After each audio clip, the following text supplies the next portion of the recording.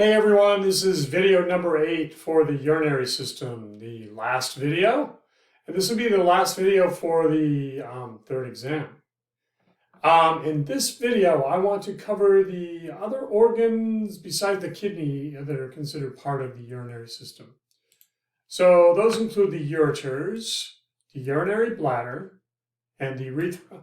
And then I want to talk very briefly about control of release of urine, and that's called micturition and the Micturition Reflex.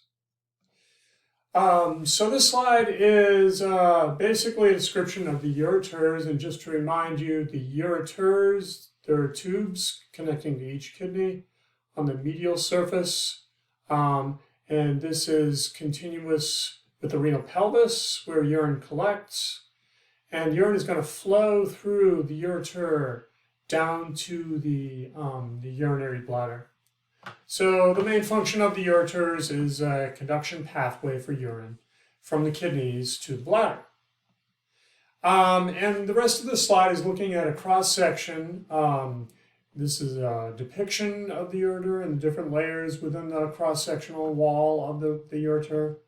And this is a kind of magnification of the epithelial layer, innermost layer. And this is an actual histological section, cross-section through a ureter. So let's start with this one first, just indicating there are three main tissue layers, or three layers, I guess you could say. Innermost is a mucosal layer, which is lined by mucosal epithelium. This is the epithelium, and that's supported by a lamina propria, loose connective tissue. So together, those make up the mucosal layer. The transitional epithelium is unique type of epithelium, unique to the urinary system, found only in the ureters and the urinary bladder. I'll talk more about that when I talk about the bladder. Surrounding the mucosal layer is a muscularis layer. So that has two layers of smooth muscle in it. One is circular, one is longitudinal. And then surrounding that, the outermost layer is an adventitia.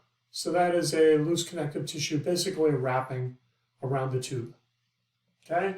And you can see them here as well in cross-section. Innermost mucosal layer, muscularis surrounding that, and adventitia surrounding that.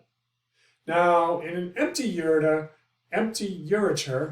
the mucosal epithelium kind of collapses on itself, and it has this kind of appearance.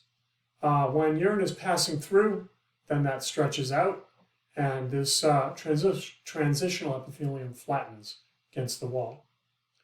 When the ureters are conveying urine, there are peristaltic contractions of the muscularis layer, which is driving urine forward through the tube into the bladder. That's not so important when you're upright, standing up, or seated upright.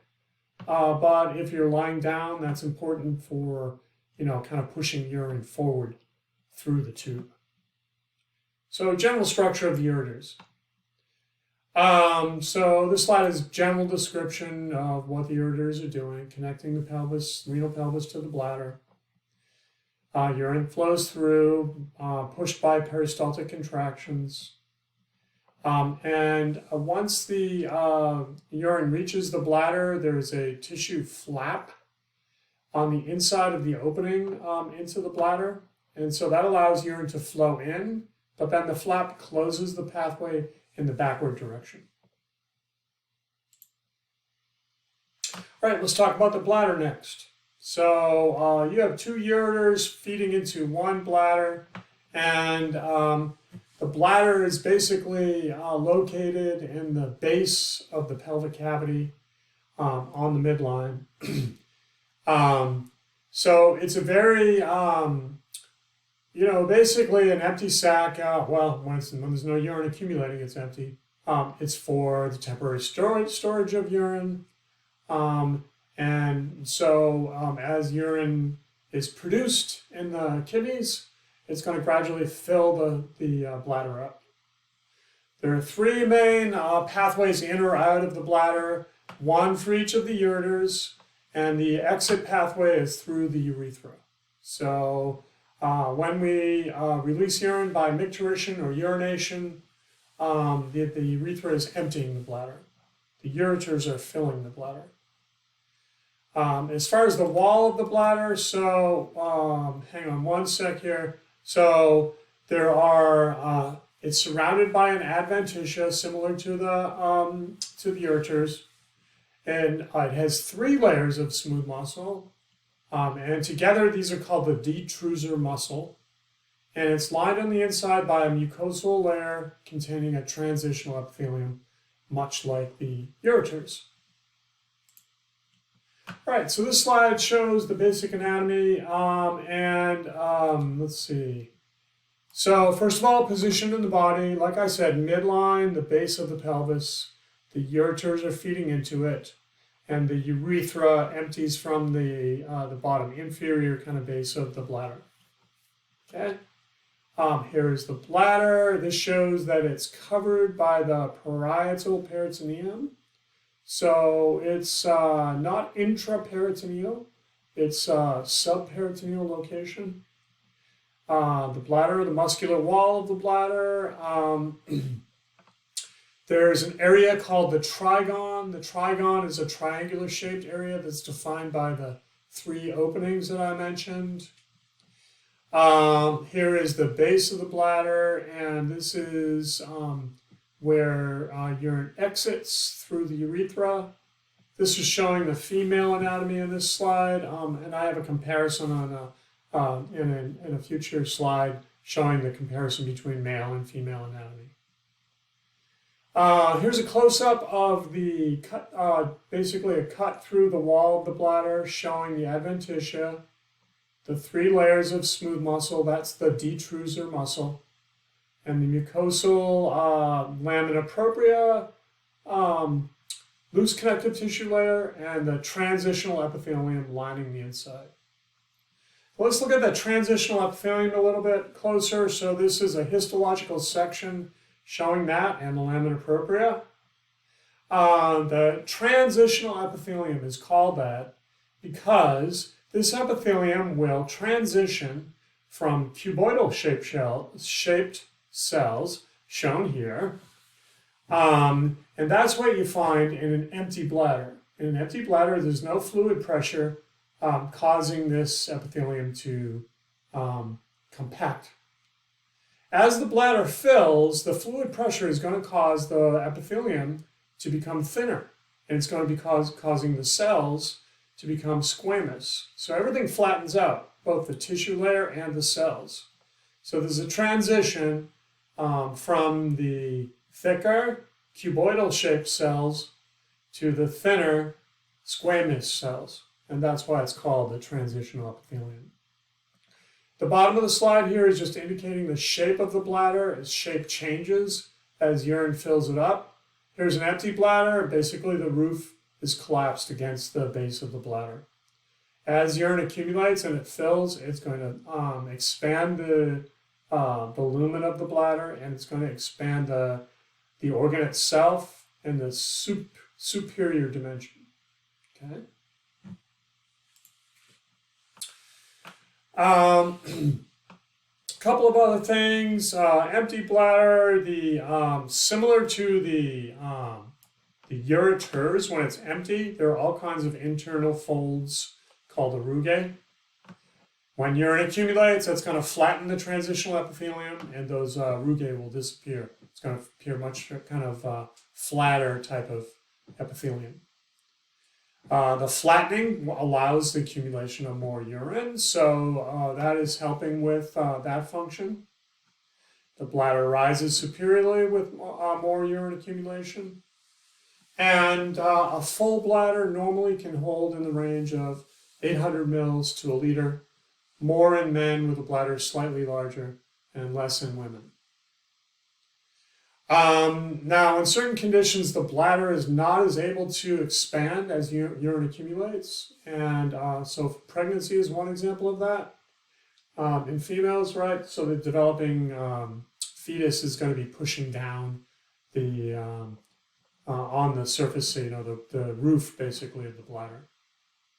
In males, especially elderly males, there's a condition where the prostate enlarges in size, and that tends to crowd out some of the space that the bladder could use to expand. This is just showing how the roof of the bladder expands in the superior dimension when it fills. And one final slide here. Also, this is a really good slide showing the transitional epithelium. This would be in an empty bladder. This is the lamina propria supporting connective tissue. And these cells, mostly kind of cuboidal shape, and they will become severely flattened by the fluid pressure as urine accumulates.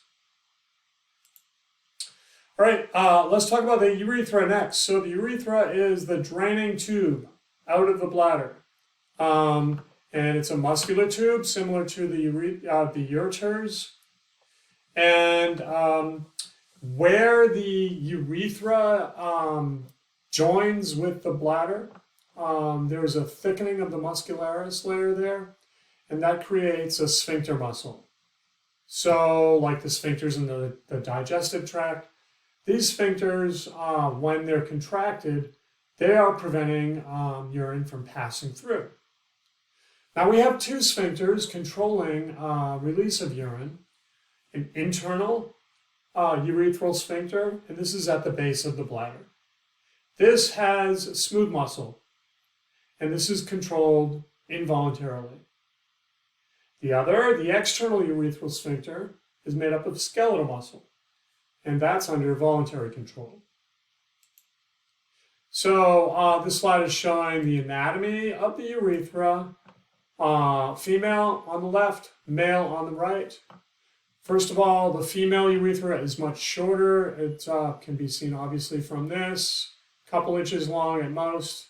Male urethra, 8 to 10 inches long. Because of that difference in length, females are more susceptible to infection, so-called urinary tract infections or UTIs. There's not as long a pathway for pathogens to get in through the female urethra as there is in the male. Okay, this is showing for the female anatomy, the internal smooth muscle urethral sphincter, and that's right at the base of the bladder.